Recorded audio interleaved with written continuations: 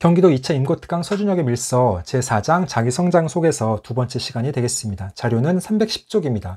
필수 고려 문항. 근데 이거는 여러분들 뭐 크게 의미는 없고 가장 자기성장 속에서 대비할 때 좋은 방법은 그동안 기출됐던 자기성장 속에서 여러분들이 쭉 보시면서 그것을 면접이다 생각하시고 한번 나는 이런 문항이 나왔을 때 어떻게 대답할 수 있는지, 내가 만약에 자기 성장 속에서 2020학년도에 쓴다면은 이 문항에 대해서 어떻게 쓸 것인지 그거를 미리 대비하는 것도 상당히 좋은 방법입니다. 그래서 일단은 310쪽 보시면 자기 성장 과정과 환경 나와 있습니다. 그러니까 정치적 신념은 드러내면 안 돼요. 그러니까 자기 성장과 환경은 단골 문항입니다. 그래서 자기 성장 과정, 내가 어떻게 그동안 살아왔고 내가 왜 교사가 되려고 하는지 그런 것들을 여러분들이 대답할 수 있어야 되겠고요.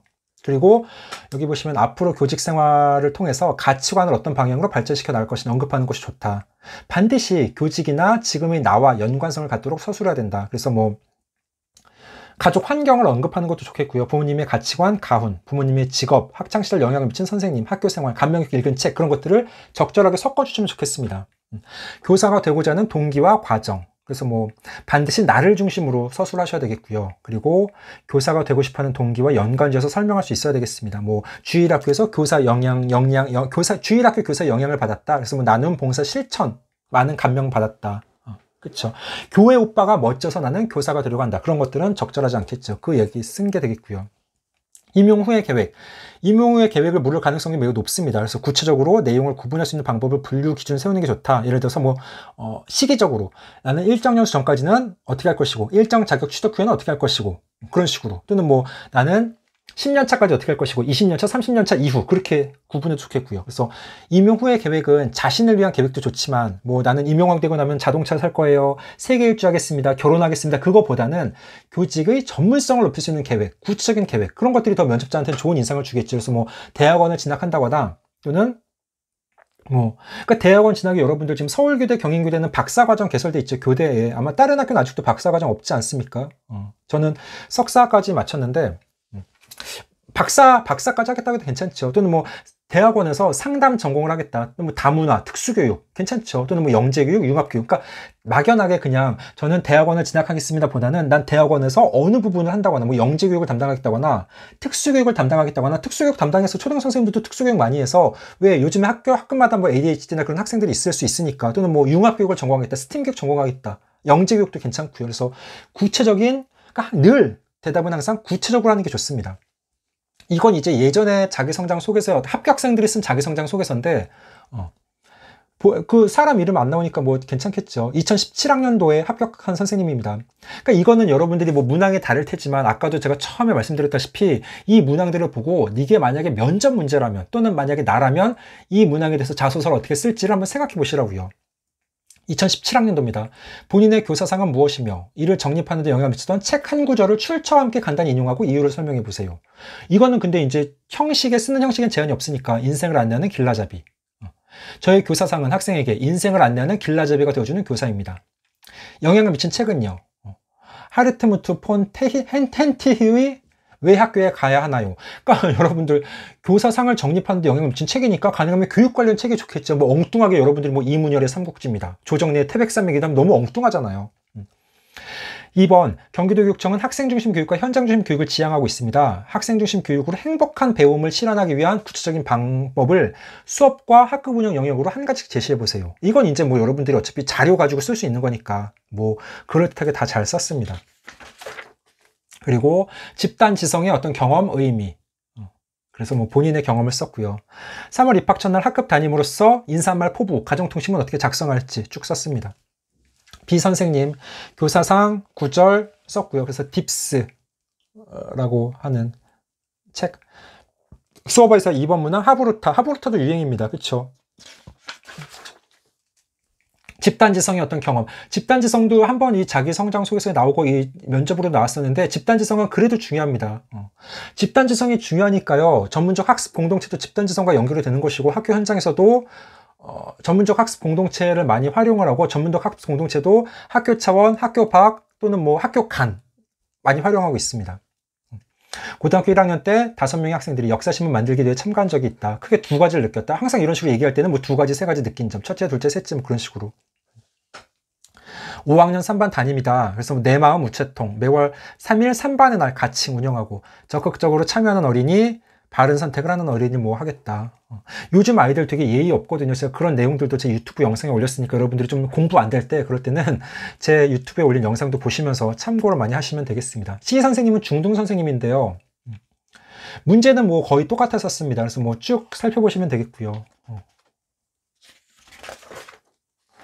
집단지성 문제 나왔고 아이디어도 맞들면 낫다. 이렇게 좀 헤드라인을 타이틀을 뽑는 거죠. 2016학년도 합격생 5명 D 선생님.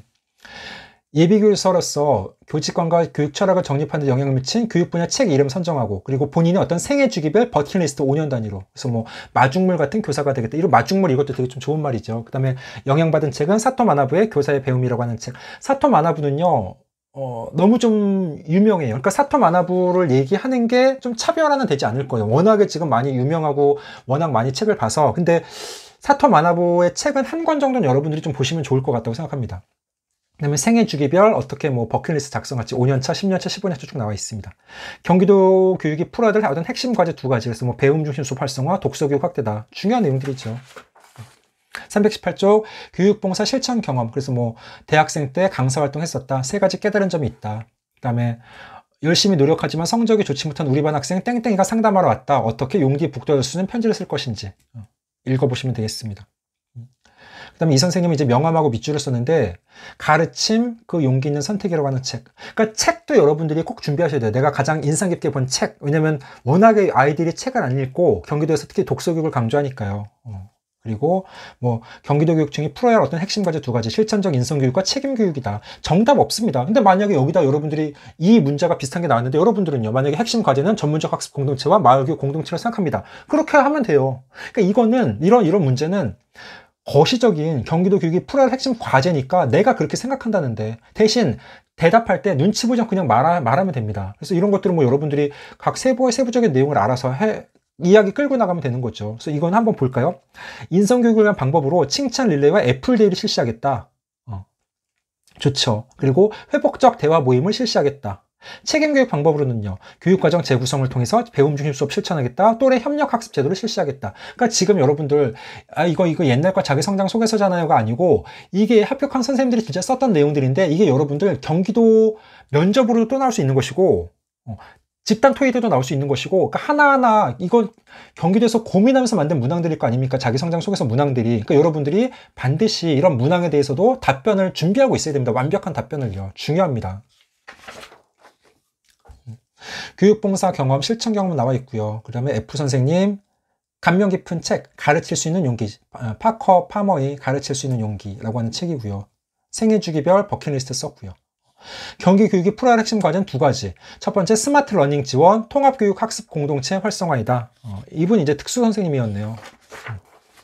그리고 교육봉사 실천 경험 나와 있고요. 상담. 그 다음에 G 선생님. 교육 분야 책 이름 리틀 몬스터 좀 특이했죠. 이 선생님도 특수 선생님이네요. 지금 여기 보면은 무슨 뭐 저자는 주의력 결핍 과역 행동장애 학생인데 뭐 그런 행동 지원 내용 나와 있으니까. 경기도 교육이 풀어야 할 핵심 과제 2가지는 인성교육과 창의 지성교육. 뭐 경기도의 가장 기본이죠. 인성교육 하겠다, 학생 중심, 창의 지성교육 하겠다는 거. 그리고 거의 다 됐죠 이제.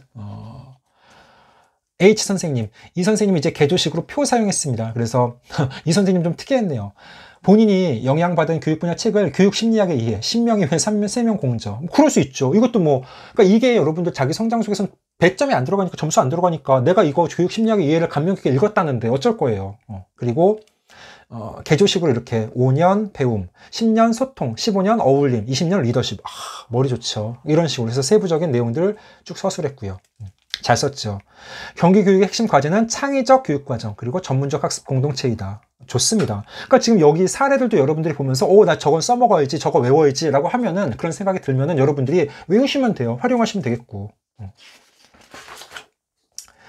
마지막이죠. 이제 자기 성장 속에서 대학교 재학 중 어떤 교육봉사 실천 경험들 쭉 나와 있고요. 그 다음에 열심히 하려는 학생한테 어떻게 편지 쓸지 그 내용들도 읽어보시면 되겠습니다. 그래서 여기까지가 이제 제 4장 자기 성장 속에서 파트가 되겠습니다. 끝.